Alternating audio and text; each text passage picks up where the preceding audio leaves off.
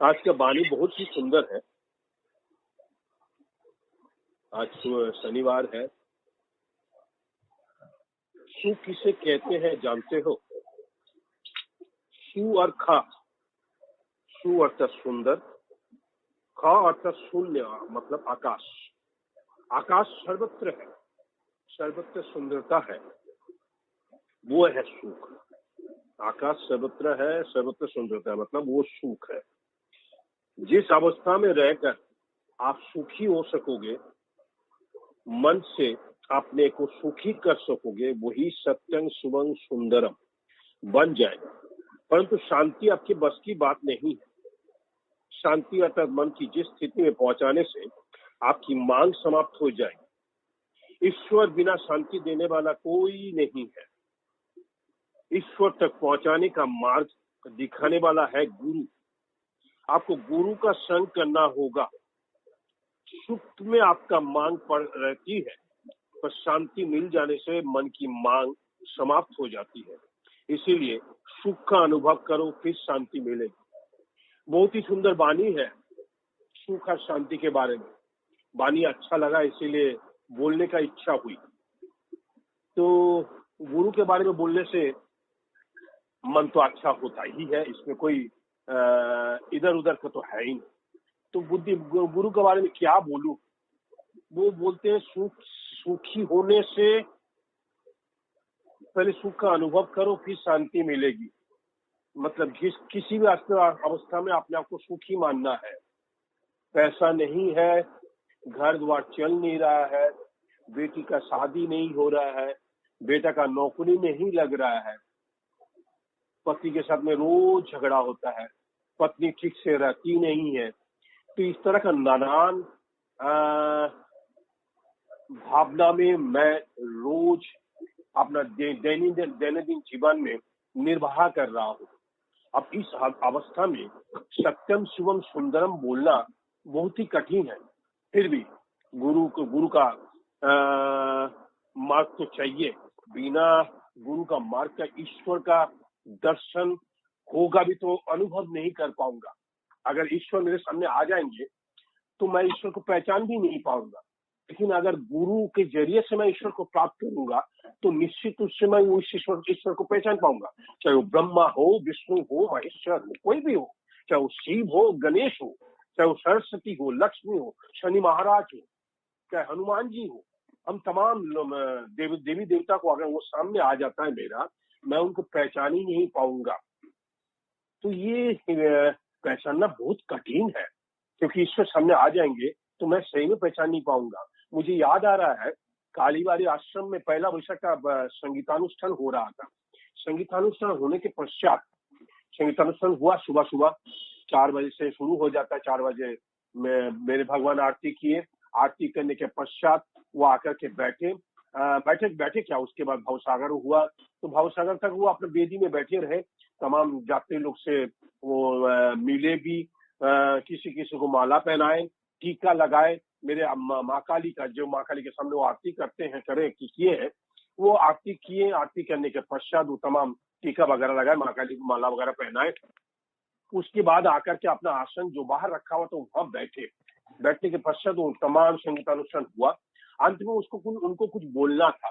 तो बोलने के पहले उन्होंने बोला, क्या बोले वो उन्होंने, कि बोले अभी अगर माँ काली बाहर आ जाएगी 4 हाथ के साथ तो मैं तो भयभीत हो जाऊंगा, क्योंकि मैं तो जानता ही नहीं हूँ कि कौन है। मेरा मन में ये द्विधा रहेगा, संकोच रहेगा, संशय रहेगा कि मैं ये सामने कौन आ गया, जिसको मैं पहचान, जिससे मैं भयभीत हो रहा हूँ, जिससे मुझे डर लग रहा है। मैं कुछ समझ ही नहीं पा रहा हूँ कि हो क्या रहा है।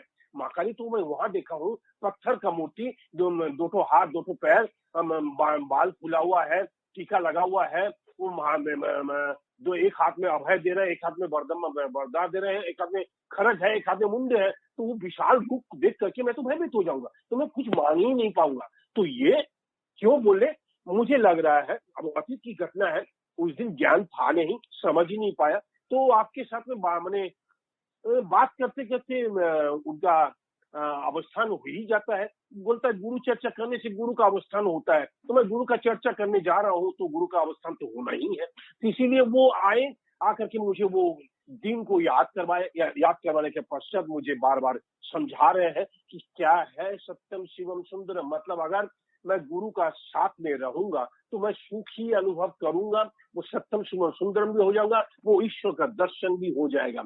आप गुरु अप्रकट है, गुरु प्रकट नहीं है। कालीबाड़ी आश्रम में पहले जाते थे तो गुरु का दर्शन हो जाता था, आज दर्शन हो नहीं सकता है। लेकिन मैं अगर जय श्री गुरु जय गुरु जय श्री गुरु जय श्री गुरु करते करते उस मंदिर में जाऊंगा तो निश्चित रूप से मेरा गुरु का दर्शन हो सकता है, बशर्ते कि मेरा वो जय श्री गुरु बोलना आत्मिक वाले मन से होना चाहिए। ये नहीं कि जस्ट ऐसा तो जय श्री गुरु बोल दिए, मतलब मैं गुरु का जयकारा लगा रहा हूँ।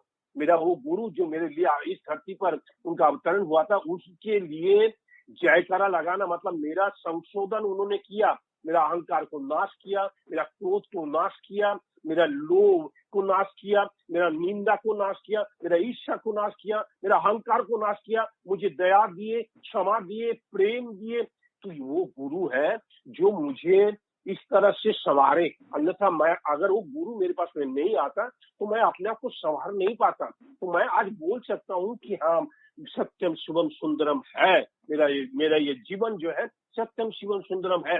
मुझे कल जैसे मैंने कुछ दिन पहले बृहस्पतिवार को वीडियो में बोला कि भाई दिल्ली में मैं उस समय में था, उस समय ऐसा अवस्था था, लेकिन मैं सचमुच बोल रहा हूँ, मैं सुखी अनुभव आज कर पा रहा हूँ। वो अवस्था अगर मुझे नहीं देते नहीं दिखलाते तो मैं असुखी अनुभव नहीं कर पाता। वो अवस्था मुझे दिए तब जाकर के मैं सुख का अनुभव कर पा रहा हूँ। गीता में क्या बोल रहे हैं? गीता में बोल रहे हैं एतं विभूति योगं च मम यो वेत्ति तत्वतः सोविकम्पेन योगेन युज्यते नात्र संशय।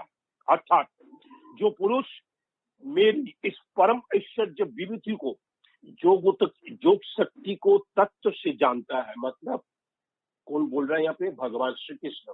भगवान श्री कृष्ण कौन है? मेरा गुरु है, क्योंकि मैं पाठ करता हूँ रोज, गुरु ब्रह्मा गुरु विष्णु गुरुदेव महेश्वर। तो ये श्री कृष्ण मेरे भगवान है, मतलब मेरे गुरु है। तो मुझे गुरु क्या बोल रहे हैं? जो मेरा तत्व को जानता है, मतलब श्री कृष्ण रूप में भी मैं ही था और कोई नहीं था। तो आज जो वाणी बोल रहे हैं वो गुरु ही बोल रहे हैं और कोई नहीं बोल रहा है। ये मैं नहीं बोल रहा, मैं गुरु का वाणी को आपके सामने तक पहुंचाने का कोशिश कर रहा हूँ। आप पढ़े होंगे, देखे होंगे, फेसबुक में प्रत्येक दिन अपलोड होता है, आप देखे होंगे। तो मैं उसको लेकर थोड़ा वाणी अच्छी है तो इसीलिए चर्चा करने का मन हुआ आपके साथ में। तो क्या बोल रहे हैं? योग शक्ति को तत्व से जानता है वो निश्चल भक्ति योग युग से युक्त हो जाता है, इसमें कुछ भी संशय नहीं है। तो मतलब उनका जो योग शक्ति है वो मैं तत्व से जान लूंगा तो मैं भक्ति योग से युक्त हो जाऊंगा। भक्ति योग मतलब वो जो सुखी वाला बात हो रहा है ना, वो सुखी वाला बात से मैं युक्त हो जाऊंगा। वो भक्ति है, भक्ति बिना वो सुखी होना संभव नहीं है। किसी भी अवस्था में सुखी होने के लिए मुझे भक्त भी होना पड़ेगा। शिष्य तो हूँ, फिर भक्त भी होना पड़ेगा, और शिष्य नहीं भी हूँ तब भी भक्त होना पड़ेगा। क्या वो भक्ति आना संभव नहीं है? शिष्य में भी भक्ति आता है, अनेक देरी में आता है, लेकिन भक्त गुरु का आधार को लेकर के भक्त भी तो भक्ति आ जाता है, भक्त में भक्ति आ जाता है। आगे बोल रहे हैं भगवान श्री कृष्ण, तेषां सतत युक्तानां भजतं प्रीतिपूर्वकं ददामि बुद्धि योगं तं येन मामुपयान्ति। अर्थात उन निरंतर मेरे ध्यान आदि में लगे हुए, बढ़िया से सुनिएगा आप लोग, उन निरंतर मेरे ध्यान आदि में लगे हुए और प्रेम पूर्वक भजने वाले भक्त को मैं तत्व ज्ञान रूप योग देता हूँ। पहले बोले तत्व ज्ञान कैसे होना चाहिए, भक्ति योग जुटेगा। आप बोल रहे हैं उन निरंतर मेरी ध्यान में आदि में लगे हुए, जैसे कि मैं और आप अभी क्षण भर के लिए, मैंने अभी थोड़ा देर के लिए हम लोग दोनों ही ध्यान लगा रहे हैं। किसका ध्यान लगा रहे? गुरु का ध्यान लगा रहे। क्यों भाई? गुरु का क्यों ध्यान लगा रहे? मैं वो सुख पाना चाहता हूँ, मैं वो शांति पाना चाहता हूँ। किसी भी अवस्था में मुझे सुखी होना है, अगर सुख का अनुभव करूंगा तब मुझे शांति मिलेगा। सुख का अनुभव कर नहीं पाऊंगा तो शांति मुझे नहीं मिल सकता है। तो वो सुख को पाने के लिए भगवान क्या बोल रहे हैं, वो शांति पाने के लिए भगवान क्या बोल रहे हैं। उन निरंतर मेरे ध्यान में आदि में लगे हुए और प्रेम पूर्वक भजने वाले भक्त को मैं तत्व ज्ञान रूप योग देता हूँ, जिससे वो मुझको ही प्राप्त होते हैं। तो मतलब मैं अगर ध्यान में लगूंगा, मैं प्रेम पूर्वक उनका भजन करूंगा, तो मैं उनको प्राप्त कर सकता हूँ, ऐसा गीता में बोल रहा है। और यहाँ पे भगवान अपने वाणी में बोल रहे हैं कि मांग मन में सुख में अपनी आपकी मांग रहती है, पर शांति मिल जाने से मन की मांग समाप्त हो जाती है। इसीलिए सुख का अनुभव करो, फिर शांति मिलेगी। तो मतलब सुख में जो मांग आती है, शांति में वो मांग नहीं रहेगी, यही तो समझना है। तो ये समझ रहा हूँ गीता के माध्यम से, आज का वाणी के माध्यम से मुझे उस सुख को समझना है, वो शांति को समझना है। आगे, अहम सर्वस्व प्रभवो मत्त सर्व प्रवर्तते इति मत्वा भजन्ते मां बूधा भाव समन्विता। अर्थात मैं वासुदेव ही, मतलब मेरा भगवान श्री ब्रह्मानंद, मतलब गुरु जी क्या बोल रहे हैं, मैं वासुदेव ही संपूर्ण जगत की उत्पत्ति का कारण हूँ। संपूर्ण जगत की मतलब मेरा जो जगत है, उनका उत्पत्ति का कारण मेरे भगवान, मतलब श्री हमारा गुरु जी है। मुझ में ही सब जगत प्रवेश चेष्टा करते रहता है। मैं सुबह उठ करके कालीबाड़ी आश्रम में 5:35 में घुस जाता हूँ, बैठ करके जप करता हूँ। तो मैं किनको प्राप्त करने की चेष्टा कर रहा हूँ? मेरे गुरु जी की ना प्राप्त करने की चेष्टा कर रहा हूँ। वही मुझे दीक्षा दिए हैं, मैं वही मेरा जगत है। मेरा और जगत क्या है? उनसे मेरा जगत है। अच्छा बताइए, वो मेरा जगत कैसे नहीं हो सकते?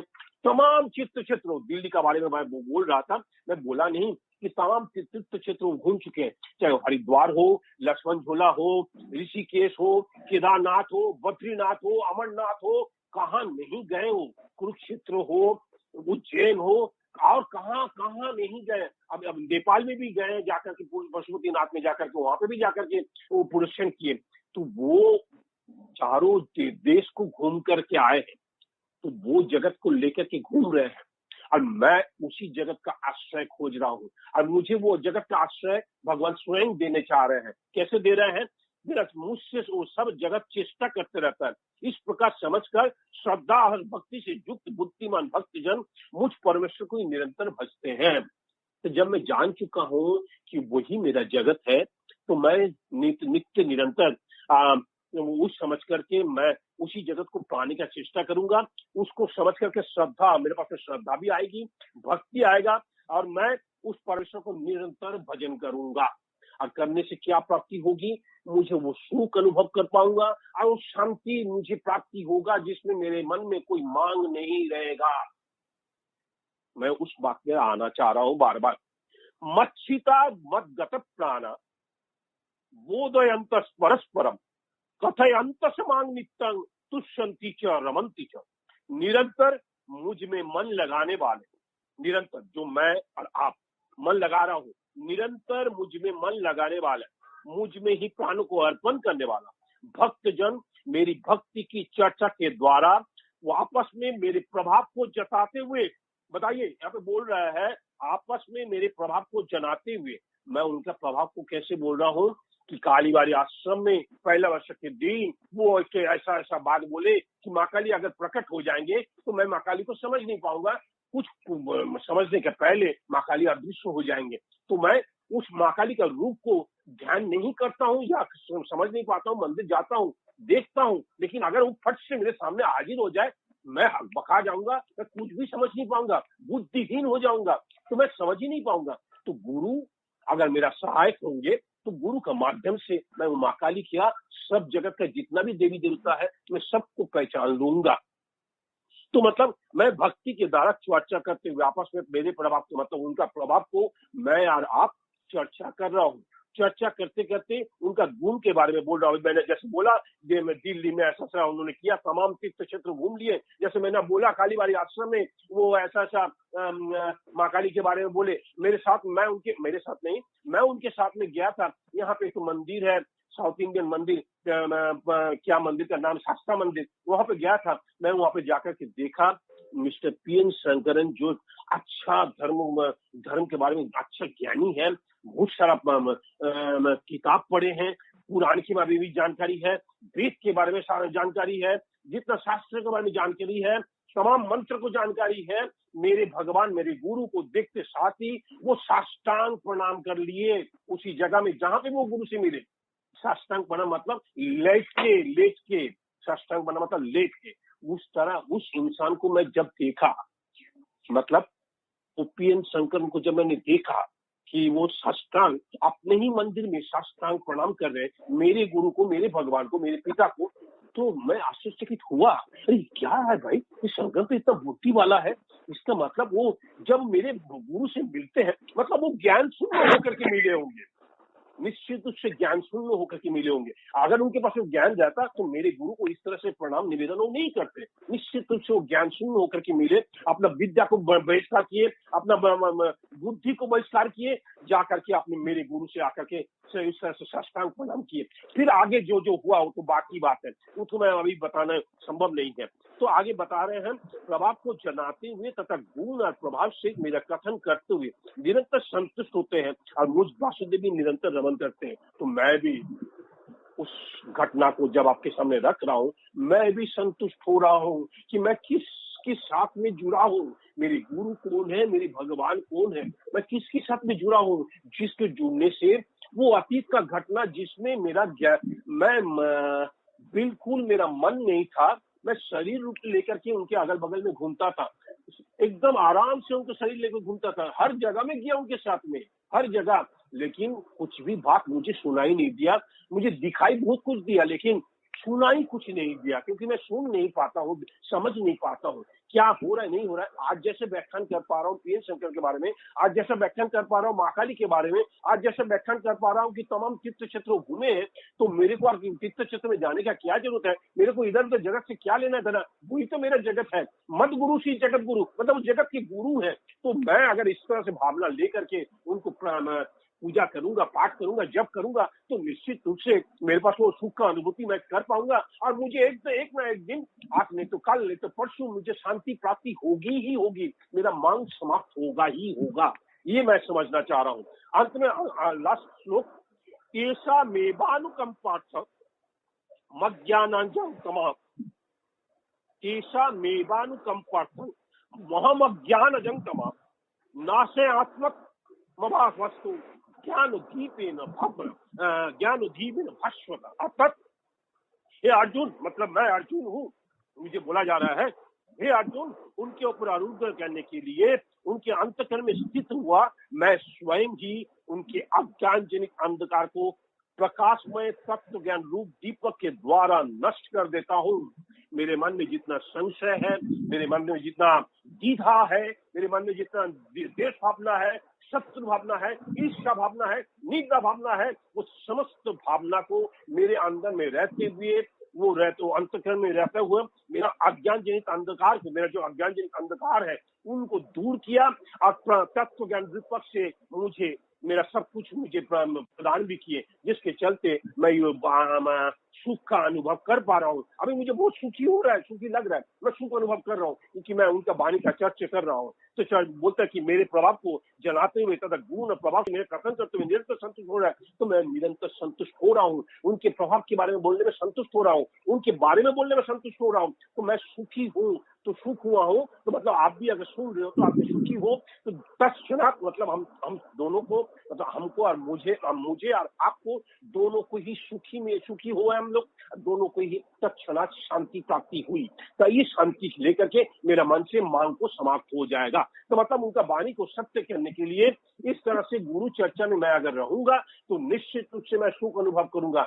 निश्चित ये कठिन जीवन है, जीवन भगवान का दिया हुआ है, ये जीवन सुंदर है, उसको मैं और सुंदर बनाना है। और सुंदर बनाने से क्या होगा, मैं वो गुरु को पहचान पाऊंगा, जिस गुरु से मैंने दीक्षा लिया उन गुरु को मैं पहचान पाऊंगा, उनके पास में जाऊंगा, उनके बारे में सुनूंगा, उनके बारे में चर्चा करूंगा, तो मैं निश्चित रूप से वो प्राप्त करूंगा, सुख अनुभव करूंगा। और सुख अनुभव करने से, जैसा उन्होंने बोला, सुख अनुभव करो फिर शांति मिलेगी, तो मुझे शांति मिलने से कोई नहीं रोक सकता है। मैं अगर गुरु चर्चा में लीन रहूंगा तो मेरा शांति कोई मेरे से दूर नहीं है।